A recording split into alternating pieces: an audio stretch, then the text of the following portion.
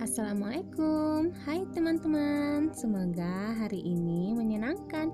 Kali ini aku mau memanfaatkan kain perca atau kain sisa dari jahitan. Selamat menonton.